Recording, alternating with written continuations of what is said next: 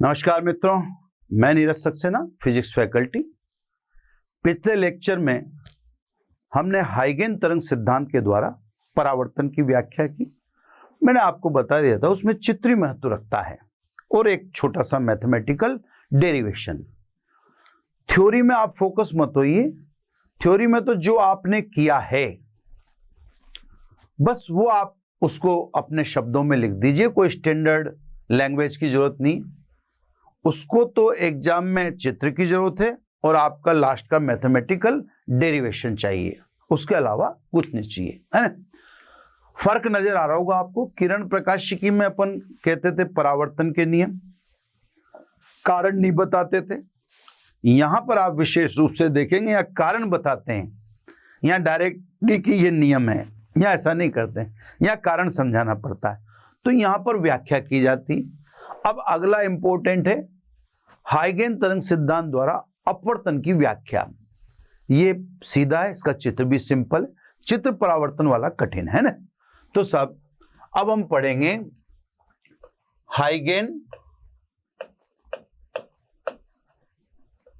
तरंग सिद्धांत द्वारा अपवर्तन की व्याख्या। ठीक है ना, उतना इंपॉर्टेंट है, ये आप ध्यान रखिएगा ना। जितना इंपॉर्टेंट मैंने आपको परावर्तन बताया है उतना इंपॉर्टेंट अपवर्तन है। हो सकता है ये ज्यादा इंपॉर्टेंट हो क्योंकि इसमें चित्र भी ज्यादा, ऐसा नहीं है कि कठिन चित्र हो, है ना, ऐसा सिंपल सा है। चलो सब चित्र की तैयारी, इसमें ज्यादा समझाना नहीं पड़ेगा आपको। ये आपने ले ली XY पारदर्शी पृष्ठ, स्वाभाविक है। अब आप अपवर्तन की बात कर रहे हैं तो अपन पारदर्शी पृष्ठ लेंगे। ये दो माध्यमों को पृथक करती है। ऊपर वाले माध्यम को अपन विरल मान लेते हैं। विरल माध्यम में प्रकाश की चाल को अपन बताते हैं V1 से।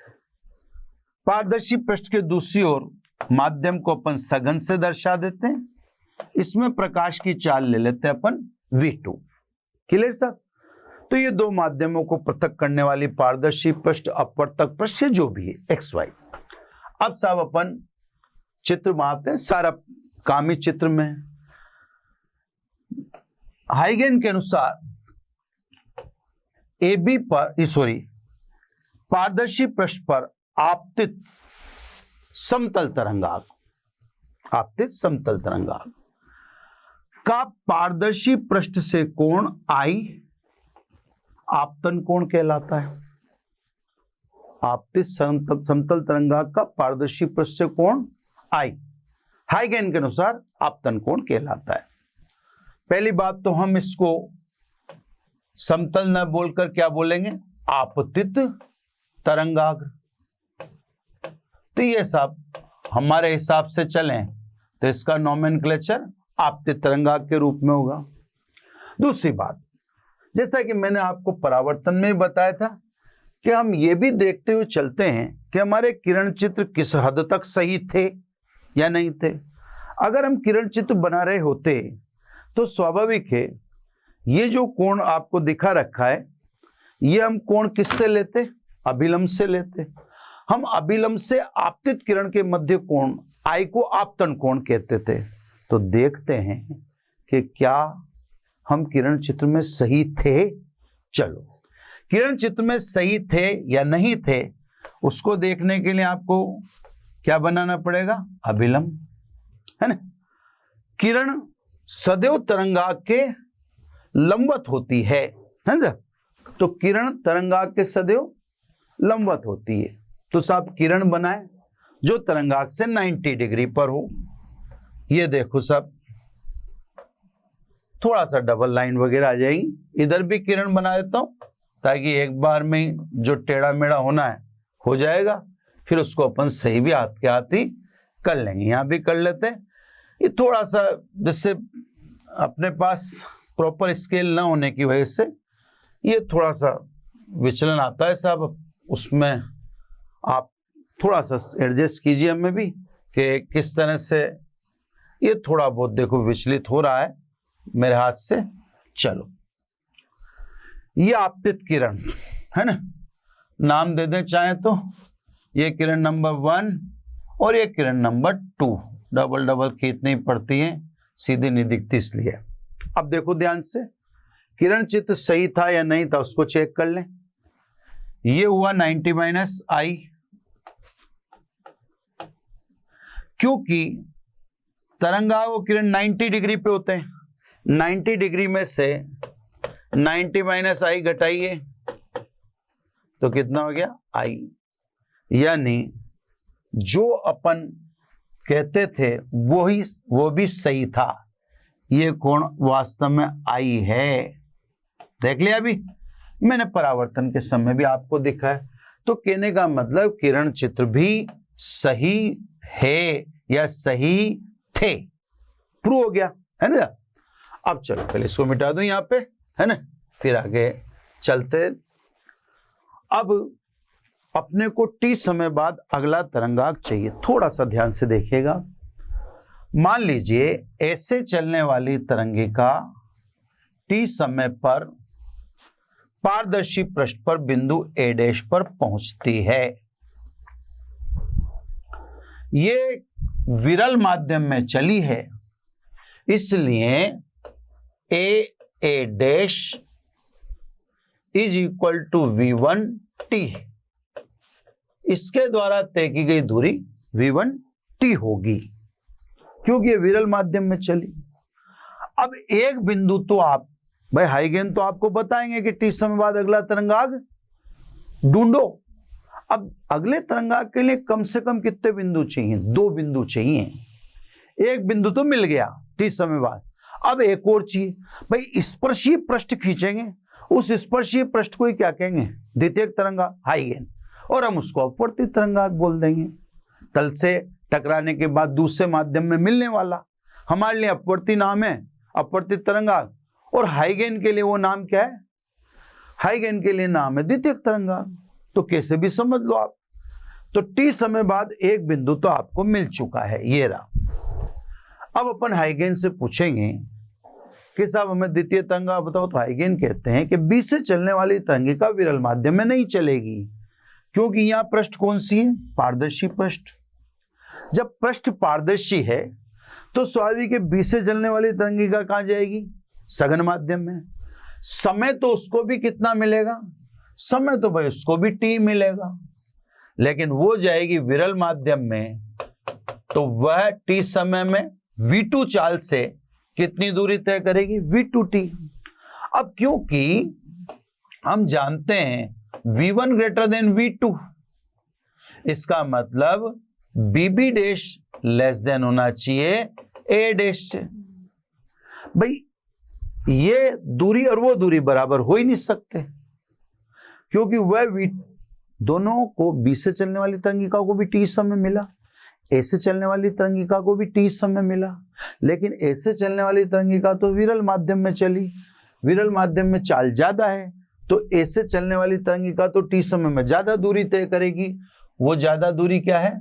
V1T। लेकिन बी से भी तरंगिका चलेगी, किंतु वो कहां जाएगी? सघन माध्यम में, क्योंकि पारदर्शी पृष्ठ है तो उसको सघन माध्यम में जाने से कोई नहीं रोक सकता। अब वह सघन माध्यम में किस चाल से चलेगा प्रकाश? V2 चाल से। समय तो ए से चलने वाले कणों को भी वही मिलेगा या तरंग को भी वही मिलेगा जो बी से चलने वालों को मिलेगा, लेकिन टी समय में सघन माध्यम में चाल कम होने के कारण बी से चलने वाली तरंगिका कम दूरी तय करेगी, है ना। वो कम दूरी कौन सी होगी? V2T। तो BB dash less than AA dash, है ना। इधर थोड़ा सा मैं स्पेस हटा दूं, खाली कर दूं, वो आप समझ ही गए होंगे, है ना। तो साहब अब यहां तक तो ठीक है, लिखे रहने दो, है ना। अब क्या करें? B को केंद्र मानकर V2T त्रिज्या का गोला बनावे। यहाँ पे मेरे पास गोला बनाने का मार्जिन है, एक बार मैं गोला बना के दिखा तो देता हूं आप। अब इतनी त्रिज्या नहीं लेनी, इससे कम ले लो, थोड़ी कम, देखो कम ले लो। ये सब मेरे को तो कम ही लग रही है, उससे कम लग रही है ना। ये मैंने V2T त्रिज्या का गोला खींच दिया, इस बार पूरा खींच दिया, हालांकि मैं काट दूंगा ना। अब T समय बाद एक बिंदु तो इस गोले पर है और T समय बाद एक बिंदु A डैश है। अब गोले पर खींची गई स्पर्शीय पृष्ठ को आप अगर A डैश से मिला देते हैं तो ये T समय बाद अगला तरंगाग्र प्राप्त हो जाता है, जिसे हाइगेन, एक मिनट, अरे यार, हाँ चलो, एक सिंगल लाइन से ना B से खींची गई स्पर्शीय पृष्ठ को A डैश से मिला दें तो T समय बाद अगला तरंगाग्र मिल गया। इसको हाइगेन द्वितीयक तरंगाग्र कहेंगे और अपन इसको क्या बोलेंगे, अपवर्तित। भाई अपने तो दूसरे माध्यम में मिला तो अपन तो बोलेंगे अपवर्तित तरंगाग्र, और हाइगेन के अनुसार ये T समय बाद मिलने वाला अगला तरंगाग्र, उसके लिए द्वितीय अपने लिए। अब सब ये देखें आप, देखो किरण मुड़ गई, ये बिंदु BB डैश है ना, ये एंगल 90 डिग्री है ना, त्रिज्या और गोले की स्पर्श रेखा ये भी 90 डिग्री होता है हमेशा, क्लियर। यह आपका द्वितीयक तरंगाग्र हाइगेन के अनुसार A डैश B डैश और अपने अनुसार अपवर्त। इस तरंगाग्र का पारदर्शी पृष्ठ से कोण R हाइगेन के अनुसार अपवर्तन कोण है, हाइगेन के अनुसार, क्लियर।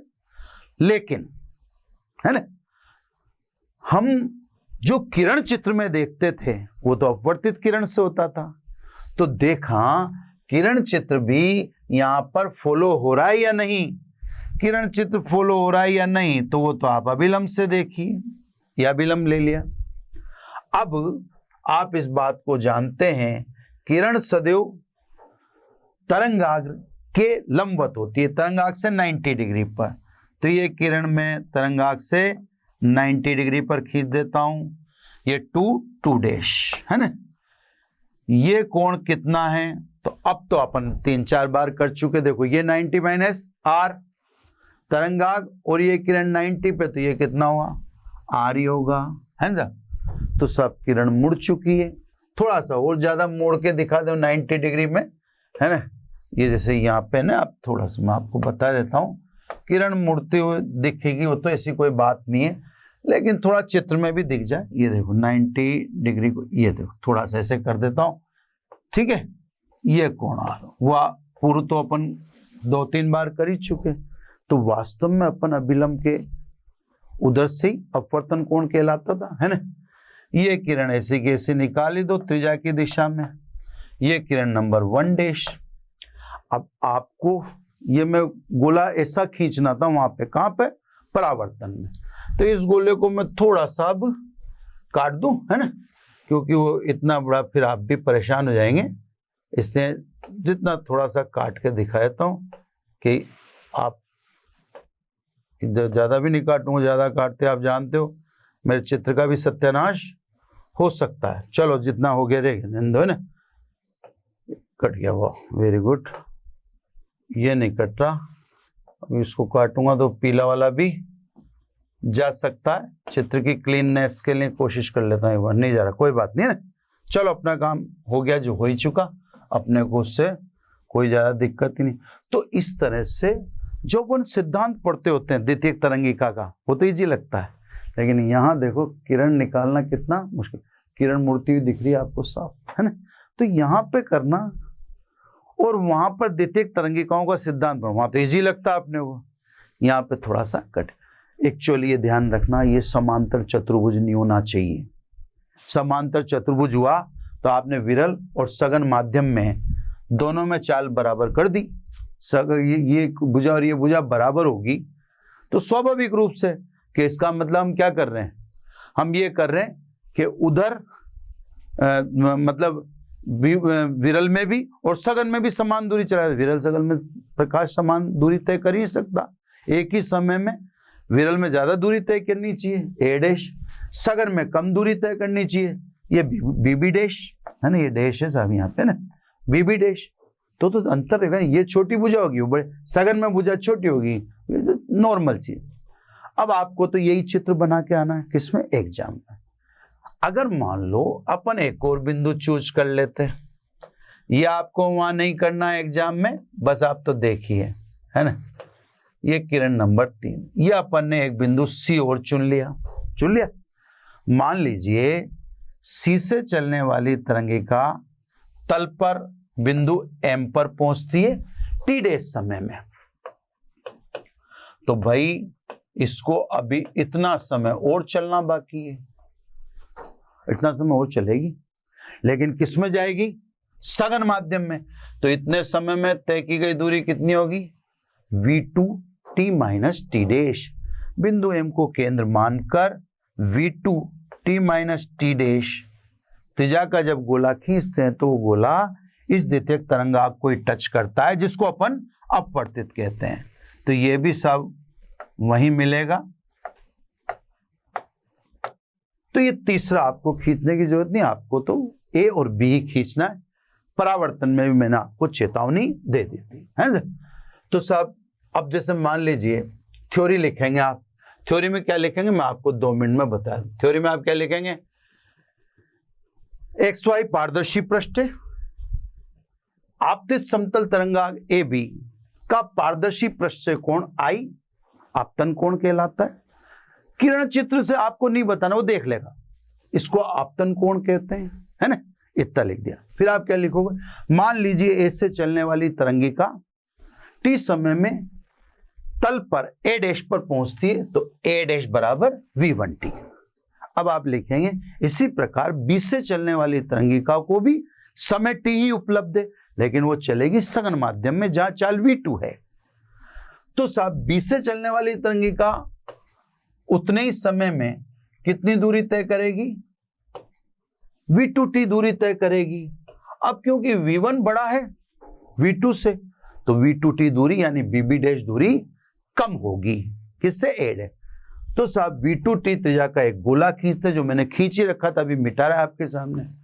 दूसरा बिंदु गोले पर है, एक बिंदु a डैश है, 2 गोलों से स्पर्शीय पृष्ठ खींच जाएगी। तो साहब गोले पर खींची गई स्पर्शीय पृष्ठ को, ये पृष्ठ है साहब, तरंगाग्र है, रेखा नहीं है, स्पर्शीय पृष्ठ को a डैश से मिलाते हैं तो t समय बाद अगला तरंगाग्र प्राप्त होता है, जिसे द्वितीयक तरंगाग्र कहते हैं, और अपनी भाषा में उसको अपवर्तित तरंगाग्र कहते हैं। इसका पारदर्शी पृष्ठ से कोण r, ये अपवर्तन कोण कहलाता है। हाइगेन के अनुसार अपन किरण चित्र से चेक कर लेते हैं, वही सारा जैसे अपन ने 3 बार कर लिया। ये चित्र कंप्लीट हो गया। तीसरा की व्याख्या करनी ही नहीं है। आप चाहो बनाया ना, वैसे मत बनाना, बनाए आते हो तो भी व्याख्या नहीं करनी है, नहीं बनाते हो तो काय को मेहनत कर रहे हो। मैंने तो कंप्लीट चित्र बता दिया। अब सब अपने को गणितीय रूप से सिद्ध करना है। तो देखो, त्रिभुज ए बी ए डैश, यही है ना, त्रिभुज ए बी ए डैश में, है ना, साइन आई, लंब, लंब तो आप लिख दोगे ए डैश अपॉन कर्ण, कर्ण हो गया आपका बी ए डैश, है ना। यानी sine I is equal to A dash को क्या लिख दें, v1t upon B A dash, ये एक समीकरण होगी। अब दूसरा त्रिभुज लो, है ना, त्रिभुज बी बी डैश ए डैश, है ना, त्रिभुज बी बी डैश ए डैश में यहां निकालो आप साइन आर, एक मिनट, यहां निकाल लो आप साइन आर, है ना। साइन आर बराबर लंब यानी बीबी डैश अपॉन कर्ण, कर्ण को मने बी ए डैश, यानी sine R is equal to B B dash कितना लिखोगे, v2t upon B A dash. ये समीकरण 2। अतः समीकरण 1/2 से, है ना, 1/2 से क्या हो गया साहब, sine I upon sine R is equal to, लिख दो सब, V1t अपॉन BA डैश और V2t अपॉन BA डैश। ठीक है साहब। अब आप ये तो काट ही दोगे, है ना। अब आपके पास जो बचेगा वो V1t अपॉन V2t बचेगा, यानी sine I upon sine R is equal to V1 upon V2। दो माध्यमों में प्रकाश की चाल का अनुपात कांस्टेंट होगा, जिसे अपन अपवर्तनांक कहते हैं, है ना।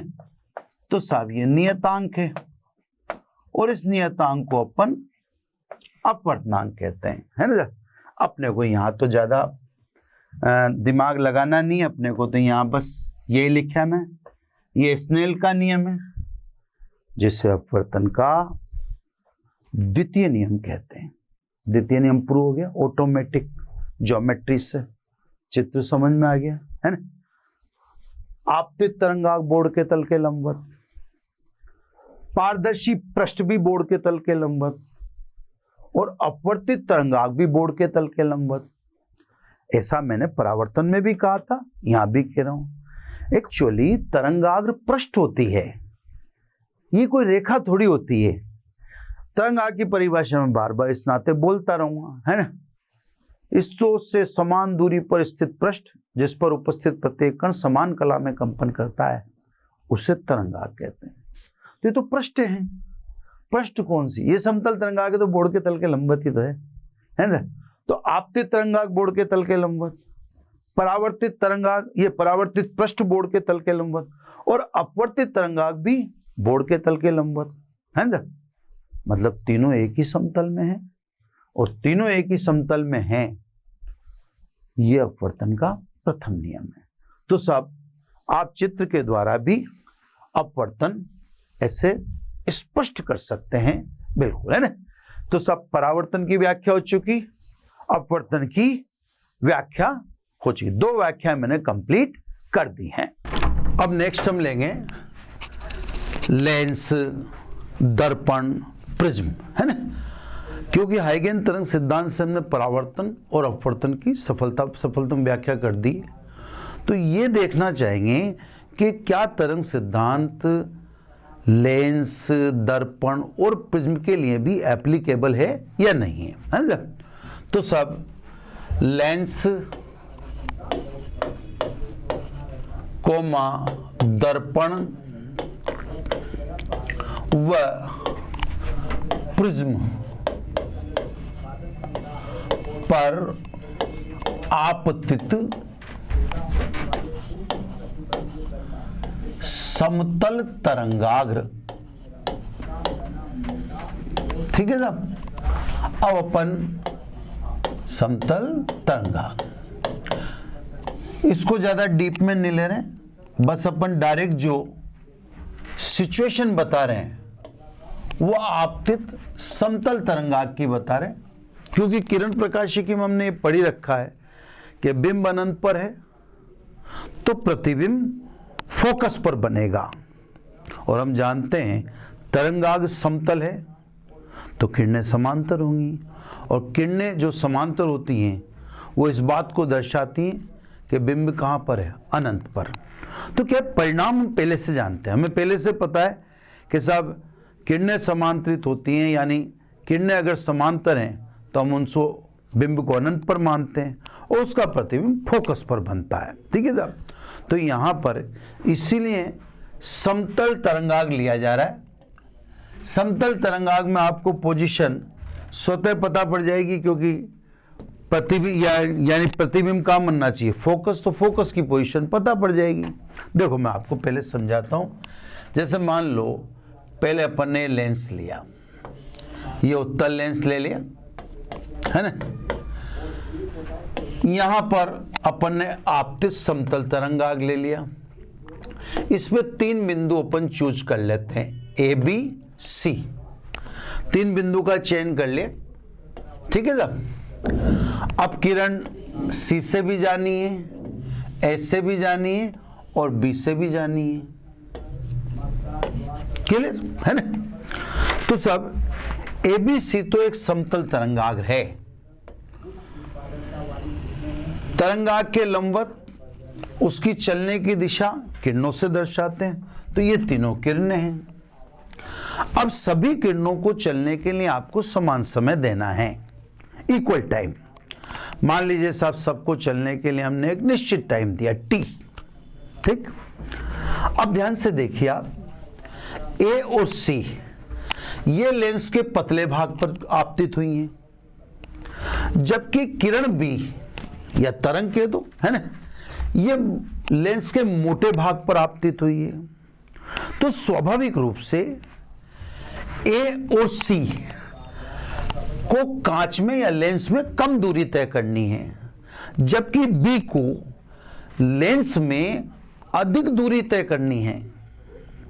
अब आपने सबको समय बराबर दिया है तय करने का या चलने का। B को अधिक मोटाई किसमें चलनी पड़ेगी? इतनी मोटाई, है ना।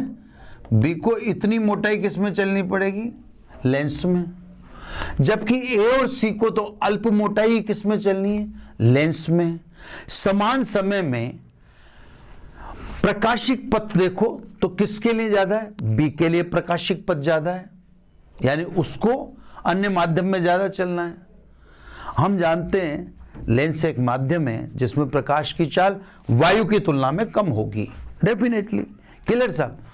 तो स्वाभाविक रूप से जब एक ही समय में सिचुएशन देखेंगे तो ये सिचुएशन यूं दिखाई देगी, यानी अगर आप देखेंगे, एक मिनट, है ना, अगर आप देखेंगे तो एक मिनट, है ना, अगर आप इसको देखें तो A और C ये बिंदु आगे पहुंच जाएंगे या ये तरंग आगे पहुंच जाएगी, जबकि तरंग B पीछे रह जाएगी।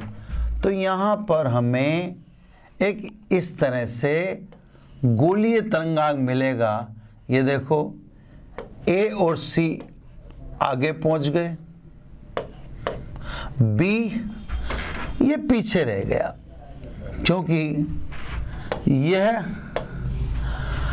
अधिक भाग इसका किसमें से गुजरा? लेंस में से गुजरा। क्योंकि तरंग को तय करने में या चलने में हम समान समय देते हैं, तो समान समय में तय की गई दूरी A और C के द्वारा ज़्यादा होगी, जबकि B के द्वारा कम होगी, क्योंकि B कांच के मोटे भाग से गुजरा है जहाँ प्रकाश की चाल कम होती है। अब ये तरंगाग्र गोलीय बना।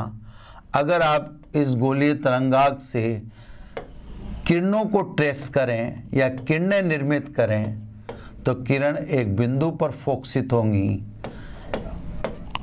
इसे अपन कहते हैं मुख्य फोकस। तो जब किरणें समांतर यानी बिंब अनंत पर, तो प्रतिबिंब का बना? फोकस पर बना। यही किरण प्रकाशिकी में होता था। चलो साहब, अगला समझने का कोशिश करो। अब अगला अपन ने ले लिया अवतल लेंस, ठीक है साहब, ये अवतल लेंस ले लिया। क्लियर है ना? वही आपने समतल तरंगाग्र ले लीजिए, वही तीन बिंदु चुन लीजिए A, B, C। तीनों से तरंग चलेगी, है ना, सॉरी टेढ़ी होगी थोड़ी सी ना, तीनों से तरंग को चलना है, ठीक है। चलो सब तरंग को मैं एक सर्टेन डिस्टेंस तो चला ही दूं। तीनों से तरंग को चलना है, A से भी, B से भी और C से भी। अब लेंस के मोटे भाग से कौन गुजरेगी? A और C। ये लेंस के मोटे भाग से गुजरेगी, जबकि अगर आप B से चलने वाली तरंग को देखें तो B लेंस के अब पतले भाग से गुजरेगी। तो साहब अधिक दूरी लेंस में A को और C को तय करनी है, और कम दूरी किसको तय करनी है? B को। तो B अधिक समय वायु में चली कंपेरेटिवली A और C। हम जानते हैं वायु में प्रकाश की चाल माध्यम की तुलना में अधिक होती है, तो बिंदु B से चलने वाली तरंग आगे निकल जाएगी, जबकि इस A और C लेंस के मोटे भाग से निकल रही हैं, यानी ये वायु में कम दूरी तय करिए। जो वायु में कम दूरी चलेंगी तो स्वाभाविक रूप से वो वायु में तय की गई दूरी उनकी कम है कंपेरेटिवली, वो पीछे रह जाएंगी। यानी अगर इधर की तरफ सिचुएशन देखोगे आप तो ये देखो बी तरंग आगे निकल गई, जबकि तरंग ए और तरंग सी ये पीछे रह गई, है ना। उसी कंसेप्ट से समांतर तरंगाग्र से देखिए, है ना। तो सब ये दोनों पीछे रह गई। अब अगर आप देखो तो ये किरणें कहां से आती हुई दिखती हैं, देखो आप ध्यान से, है ना।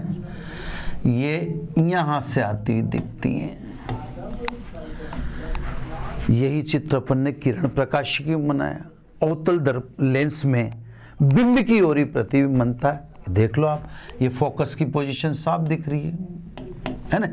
यहाँ पे देख लो, ये पोजीशन आपको साफ दिख रही थी, क्लियर। थोड़ा सा टेढ़ा हो जाता है, ठीक है। यहाँ भी पोजीशन साफ दिख रही थी, उधर भी पोजीशन।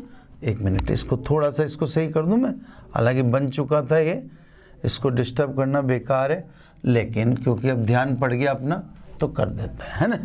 तो कहने का मतलब यहाँ और यहाँ उत्तल लेंस में फोकस लेंस के सामने यानी पीछे की तरफ होता है, इसमें बिंब की ओर ही प्रतिबिंब बनता है।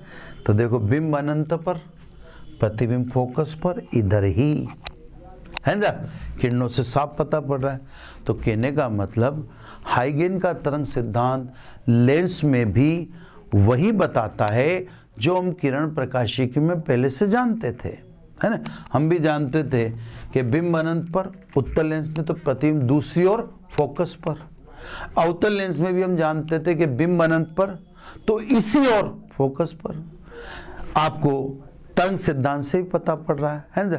इसमें बी को अधिक समय या अधिक दूरी कांच में तय करनी करी या लेंस में तय करनी पड़ी, यहाँ बी को कम दूरी लेंस में तय करनी है, तो यहाँ बी आगे निकल गया। लेकिन यहाँ लेंस में बी द्वारा तय की गई दूरी अधिक थी, इसलिए यहाँ बी पीछे रह गया। तो दोनों तरफ बने तो तरंगाग्र गोल ही है, लेकिन एक इधर किरणों को फोकसित करता और एक में किरणें यहाँ से आती दिखती हैं। अब सब इसी प्रकार अपन दर्पण की बात कर लें, ये तो लेंस की बात होगी ना। चलो दर्पण की बात इधर कर लेते हैं, एक दर्पण इधर ले लेता हूँ, फिर स्पेस रहेगी, है ना। चलो इधर से चालू कर देते हैं, है ना। अब ये ले लिया अपन ने दर्पण, ये मैंने ले लिया साहब अवतल दर्पण। दर्पण में आप जानते हो वही बिंब अनंत पर तो प्रतिबिंब तो फोकस पर ही बनेगा। समतल तरंगाग्र का मतलब यही है कि स्रोत दूर है ना, क्योंकि किरणें समांतर है तो अपन जो मानते हैं कि स्रोत बहुत दूर है, और क्या, ठीक है। ये सब मुख्य अक्ष, ये आपके समतल तरंगाग्र, वही तीन बिंदुओं का चयन कर लेते हैं, ए बी और ये सी, ये चूज कर लिया, क्लियर। तीनों से अपने को तरंग भेजनी है, ये जैसे तीनों से अपने को तरंग भेजनी है। अब पहले की तरह मामला नहीं, अब तो तीनों वायु में ही चलेंगी, लेकिन ये जरूर है कि समय तो आपको तीनों को बराबर ही देना पड़ेगा। ऐसा नहीं है कि साहब अगर वो वायु में चलनी है तो समय बराबर नहीं दो, समय तो तीनों को इक्वली मिला ना। ए से चलने वाली तरंग को, बी से चलने वाली तरंग को और सी से चलने वाली तरंग को, तो तीनों को आप समान समय दे रहे हो। अब देखो आप ज्यादा आगे कौन जाएगा, ए और सी, ये तो यहां आके वापस मुड़ जाएंगी, लेकिन बी को तो अंदर गहराई में और जाना है। तो अगर आप देखें तो बी को एक दिशा में अधिक दूरी तय करनी है, फिर वापस लौट के आएंगी, है ना। तो सब अगर इक्वल में टाइम दूं तो लौट के आने में ए और सी पहले लौट आएंगी, जबकि बी बाद में लौट के आएगी, क्योंकि बी भाई अवतल लेंस, अवतल दर्पण उससे कहते हैं जिसका मध्य भाग किनारों की तुलना में धंसा हुआ हो, दबा हुआ हो। तो चली तो तीनों से, तीनों यहां से ए बी सी से तरंग तीनों से चली, लेकिन ए यहां से वापस आ जाएगी, सी यहां से वापस आएगी, लेकिन बी उनसे आगे जाएगी और वापस आएगी। तो होगा क्या कि बी पीछे रह जाएगी, और ये देखो, है ना, ऐसे बनाता हूं, यूं करना। अब आप देखो ये ए डैश, ये बी डैश और ये सी डैश है ना। अब अगर आप देखो तो ये कहां से आती हुई दिख रही है, यहां से आती हुई दिख रही है। अब जहां से आती हुई दिख रही है इसका मतलब वह कौन है, फोकस है।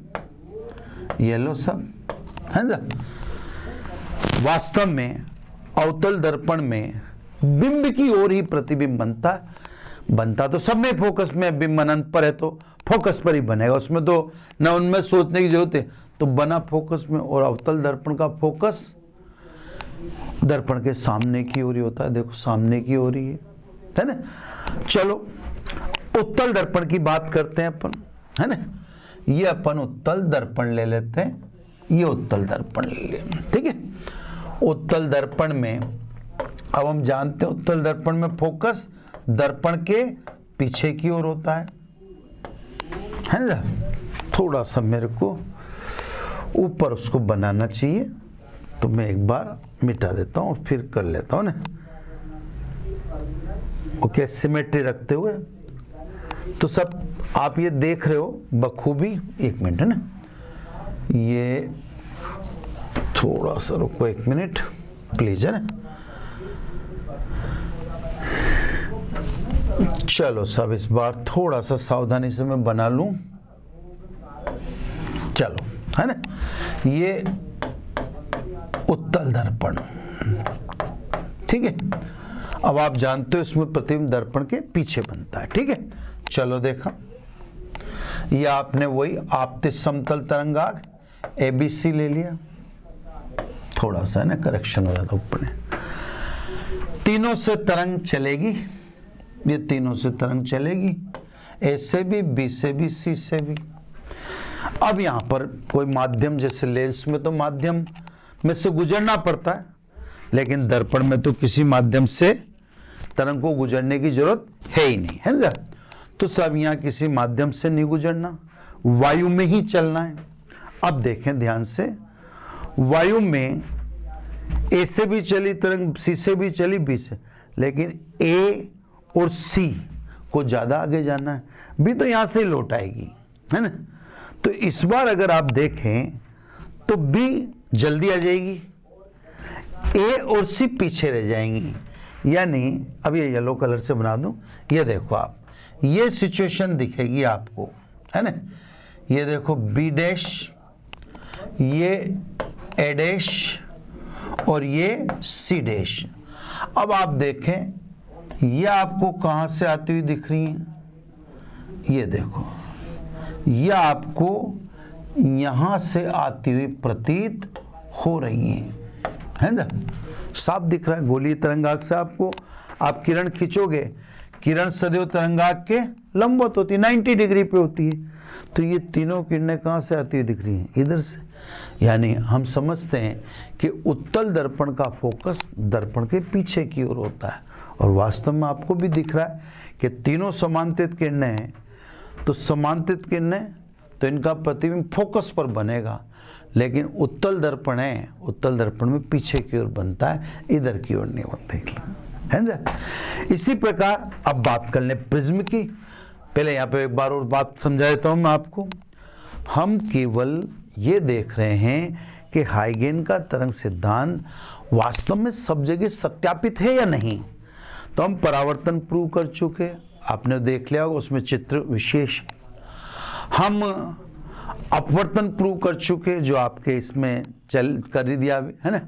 अब यूं देख रहे हैं हम कि यार ये टेक्निक जो तरंगाग्र स्टाइल है, ये स्टाइल क्या लेंस दर्पण और प्रिज्म में भी सही है क्या। तो अपन ने टॉपिक ले लिया लेंस दर्पण और प्रिज्म पर आपतित समतल तरंगाग्र। अब आप बारी बारी से देखें तो ये समतल तरंगाग्र। अब आप एक बात को समझना कि यहां हाइगेन का समतल तरंगाग्र, किरणें उसके लंबवत तो किरणें समांतर होंगी। अब अगर अपन किरण प्रकाशी की तरफ झांकें तो समांतर किरणों का मतलब बिंब अनंत पर, है ना। बिंब अनंत पर तो प्रतिबिंब फोकस पर। अब हम इस बात को जानते हैं, उत्तल लेंस का फोकस दर्पण लेंस के सामने मतलब पीछे होता है। अवतल लेंस का फोकस इसी ओर होता है, यानी बिंब अनंत पर तो प्रतिबिंब इसी ओर बनता है। दर्पण की बात कर ली अपन ने। अवतल दर्पण में देखें तो अवतल दर्पण और उत्तल लेंस दोनों की सिचुएशन, मतलब अवतल दर्पण और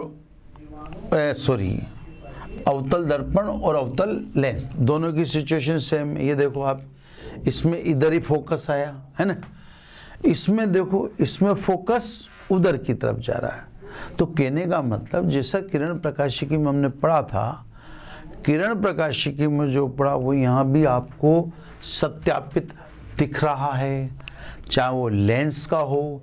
लिए हमने सारे समतल तरंगाग्री हैं, यानी हर जगह आप देखोगे तो यहाँ भी बिंब अनंत पर है, यहाँ भी बिंब अनंत पर है, यहाँ भी बिंब अनंत पर है, यहाँ भी बिंब अनंत पर है। प्रतिबिंब अगर बिंब अनंत पर, चाहे लेंस हो चाहे दर्पण हो, प्रतिबिंब सदैव फोकस पर ही बनेगा। तो साहब यहाँ भी देखो प्रतिबिंब फोकस पर फोकसित है, यहाँ भी किरणें फोकस से आती हुई दिख रही हैं, यहाँ आभासी प्रतिबिंब बनेगा, यहाँ मिलती हैं वहाँ मिलती हुई प्रतीत होती है, वहाँ आभासी बनेगा या वास्तविक बनेगा। इसी प्रकार देखो यहाँ पर मिलती है ना, और यहाँ पर मिलती हुई या वहाँ से आती हुई प्रतीत होती है, यहाँ इससे आती हुई प्रतीत होती है, वहाँ पे आती। तो कहने का मतलब हर जगह आपको समतल तरंगाग का इम्पैक्ट कहाँ दिख रहा है, फोकस पर ही दिख रहा है। अब सब प्रिज्म की बात कर लें तो मेरे को थोड़ी सी स्पेस ही चाहिए, ये थोड़ी सी स्पेस मिल गई है ना। ये प्रिज्म ले लिया, इस पर अपन समतल तरंगाग आपतित कर देते हैं। ये लो सब समतल तरंगाग वाइट कलर से बना देता हूँ मैंने। ये सब समतल तरंगाग वाइट कलर से बना दिया। इसमें दो ही बिंदु ले लेते हैं, ए और बी। अब सब बी को तो प्रिज्म के मोटे भाग से गुजरना है, ए को तो जस्ट प्रिज्म के पतले से भाग से गुजरना है ना। तो बी को तो गुजरना है मोटे भाग से और ए को गुजरना है प्रिज्म के पतले से भाग से।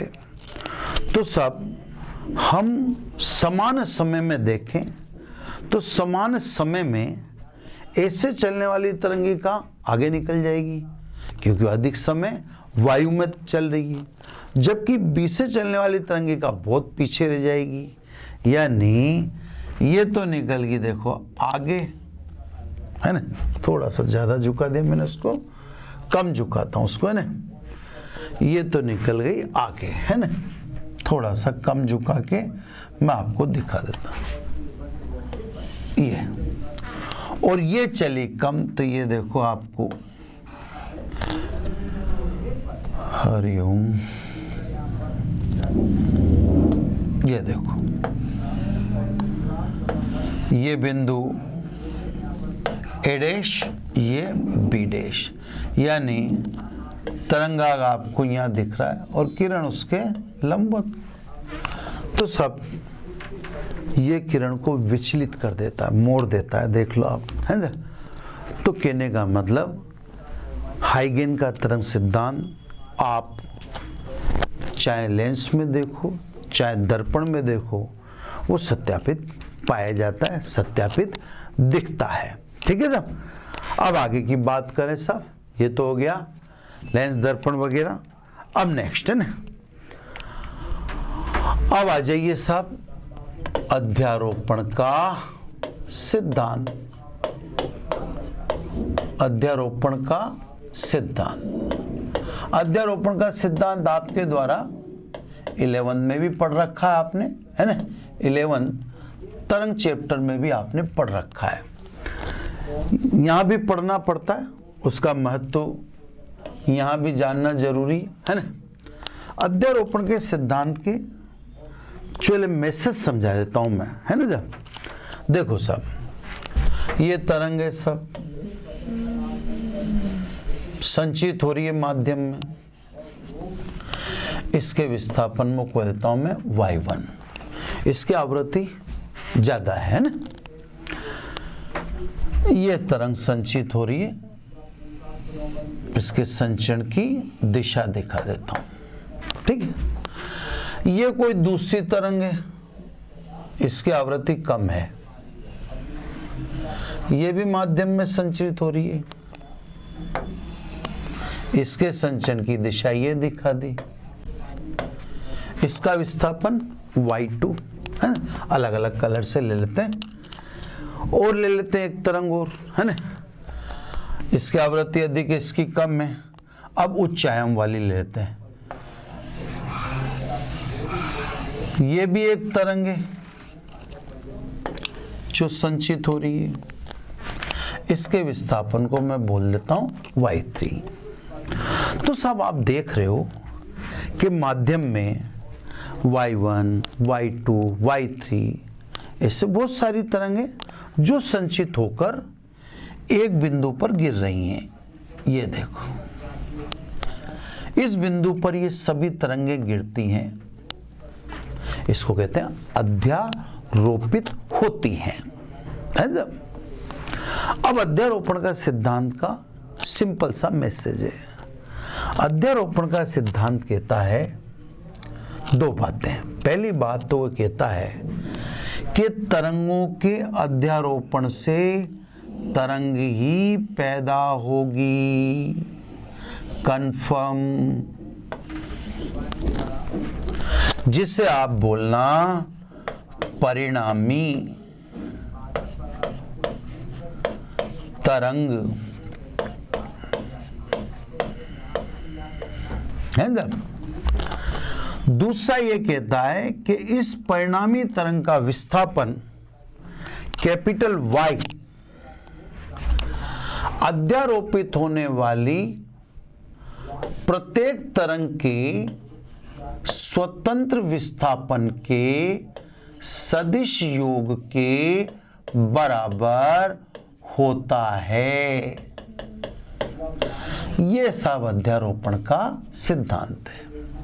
तो दो मैसेज के डायरेक्ट हैं कि तरंगों के अध्यारोपण से तरंग ही पैदा होती है, मैसेज नंबर 1। नंबर 2, परिणामी तरंग का विस्थापन अध्यारोपित होने वाली प्रत्येक तरंग के स्वतंत्र विस्थापन के सदिश योग के बराबर होता है। इसको लैंग्वेज में डाल देता हूं मैं, है ना। जब दो या अधिक तरंगें संचित होती हुई माध्यम के उभयनिष्ठ बिंदु पर अध्यारोपित होती है तो उस बिंदु से उत्पन्न परिणामी तरंग का विस्थापन अध्यारोपित होने वाली प्रत्येक तरंग के स्वतंत्र विस्थापन के सदिश योग के बराबर होता है। तो साहब मैंने आपको जैसे समझाया था वही समझ के रहो, बेटर है। क्या समझ के रहना है? तरंगों के अध्यारोपण से अतिव्यापन से तरंग ही पैदा होगी, कन्फर्म। दूसरा ध्यान रखो, ये जो तरंग उत्पन्न होगी उसका परिणामी विस्थापन अध्यारोपित होने वाली प्रत्येक तरंग के स्वतंत्र विस्थापन के सदिश योग के बराबर होता है। चलो साहब, अब ये अध्यारोपण का सिद्धांत हो गया, 2 बार बोल दिया, चित्र में दिखा। अब सब परिणामी विस्थापन कैपिटल Y है ना, अध्यारोपित होने वाली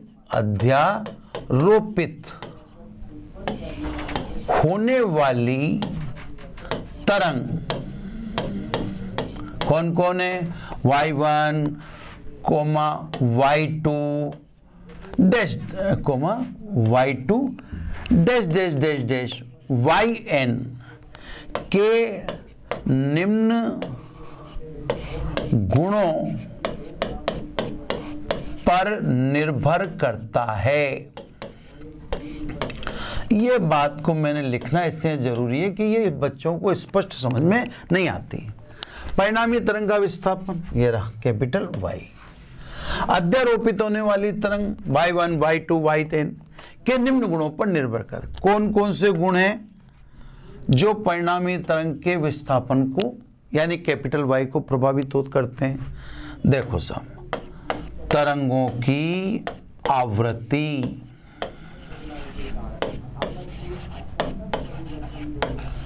ठीक है साहब।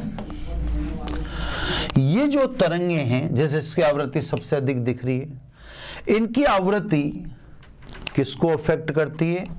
कैपिटल वाई को अफेक्ट करती है। नंबर 2, तरंगों के आयाम, तरंगों के आयाम अधिक अलग अलग है। सबसे ज्यादा आयाम इसका है, देखो आप, सबसे ज्यादा आयाम इसका है। तो y1, y2, y3 इनके आयाम भी किसको अफेक्ट करते हैं? परिणामी तरंग के विस्थापन कैपिटल वाई को। नंबर 3, तरंगों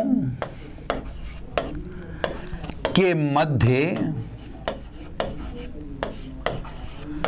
कलांतर है ना।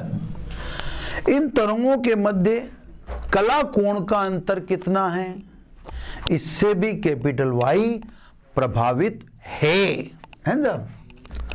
नंबर 4, तरंगों के संचरण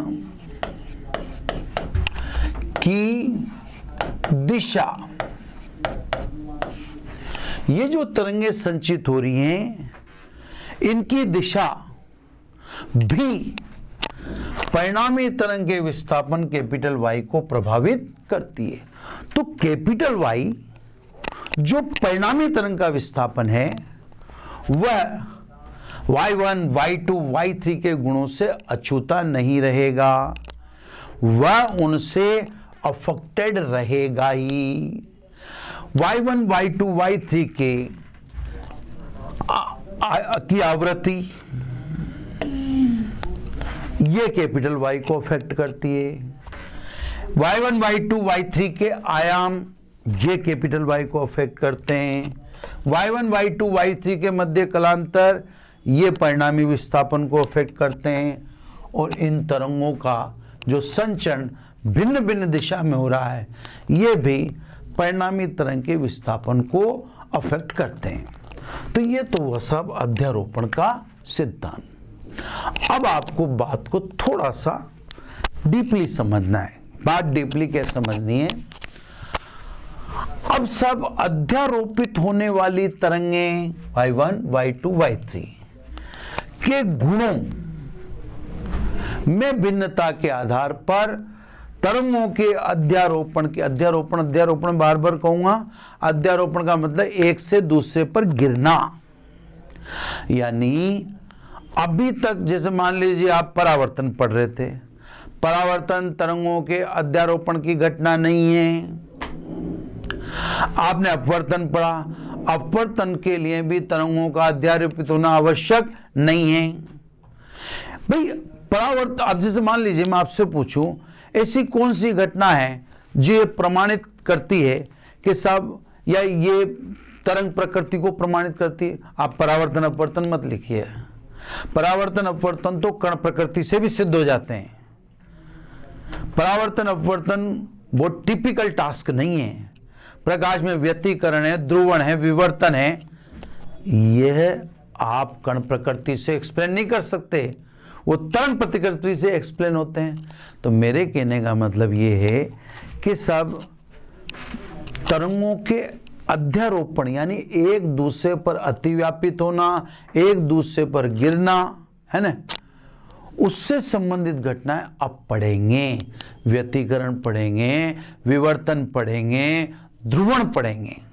ये तरंगों के अध्यारोपण से संबंधित घटनाएं हैं, है ना साहब। तो कहने का मतलब ये है कि जैसे इनमें डिफरेंस हुआ तो घटित घटनाएं भी अलग अलग हो। जैसे आपने 11th में पढ़ा होगा, आवृत्ति समान, कलांतर नियत, संचरण एक दिशा में। आवृत्ति समान, कलांतर नियत और संचरण एक ही दिशा में हो तो जो घटना घटित होती है उसको व्यतिकरण कहते हैं। तो व्यतिकरण शर्त पर आधारित घटना है, उसके लिए आवृत्ति समान होनी चाहिए तरंगों की, कालांतर नियत होना चाहिए और तरंगों के एक दिशा में संचरण होना चाहिए। ये 3 कंडीशन पूरी होंगी तो व्यतिकरण घटित होगा। अब देखो, मान लीजिए आवृत्ति समान न हुई, लगभग समान हुई, मतलब बहुत ज्यादा अंतर आवृत्ति के बीच में नहीं है, बस 2, 4, 5 हर्ट्ज का अंतर है। मान लीजिए जैसे 400 हर्ट्ज 410 हर्ट्ज, 10 का डिफरेंस हो गया। अब अगर अल्प या यूं कह दें लगभग समान आवृत्ति, न कि समान, अगर ये तरंगें अध्यारोपित होंगी यानी एक दूसरे पर गिरेंगी तो घटना का नाम व्यतिकरण नहीं होगा, फिर घटना का नाम विस्पंद होगा। देखो जरा सा चेंज कर, आवृत्ति समान थी, कालांतर नियत था, संचरण एक दिशा में था, तो घटित घटना का नाम था सिंपल व्यतिकरण। लेकिन आवृत्ति लगभग समान है तो घटना का नाम व्यतिकरण नहीं है, फिर वो विस्पंद है। इसी प्रकार आवृत्ति समान है ना, आयाम समान, लेकिन संचरण विपरीत दिशा में हो, संचरण विपरीत दिशा में हो तो घटित घटना का नाम अप्रगामी तरंग है। इसी प्रकार तरंगे परस्पर लंबवत हो तो घटित घटना का नाम लिसाजू की आकृति। तो मेरे कहने का मतलब यह है कि जैसे हम पढ़ेंगे सब व्यतिकरण प्रकाश का, तो कंडीशन है प्रकाश के व्यतिकरण में आवृत्ति समान होनी चाहिए, है ना, कालांतर नियत होना चाहिए, संचरण एक दिशा में होना चाहिए, तरंगों का आयाम आपके जचे तो समान लो, न जचे तो मत लो। व्यतिकरण को उससे कोई मतलब नहीं है। व्यतिकरण को तो बस ये है आवृत्ति आप समान लेना, कालांतर आप नियत लेना, संचरण आप एक दिशा में लेना, बस ये तीनों हुआ। तो जो घटना तरंगों के अध्यारोपण यानी तरंगों के एक दूसरे पर गिरने से घटित होगी उस घटना का नाम होगा व्यतिकरण। क्या नाम होगा? व्यतिकरण, है ना। सबसे पहले हम व्यतिकरण ही पढ़ेंगे। तो कहने का मतलब जो अब घटनाएं पढ़ रहे हैं वो तरंगों के अध्यारोपण से संबंधित है ना। आज का लेक्चर तो इसको यहीं एंड करते हैं, फिर अपन नेक्स्ट लेक्चर से प्रकाश का व्यतिकरण चालू करेंगे। अब थोड़ा सा डिटेल में जाएंगे। मैंने आपसे कह ही रखा है कि आप 11th में एक बार तरंग चैप्टर पढ़ लो, फायदे में रहोगे, है ना। फायदे में रहोगे का मतलब ये है कि आप वो चैप्टर पढ़ लोगे तो व्यतिकरण तो वहाँ की कॉपी, भी व्यतिकरण के बाद विवर्तन वगैरह नई चीज़ है ना।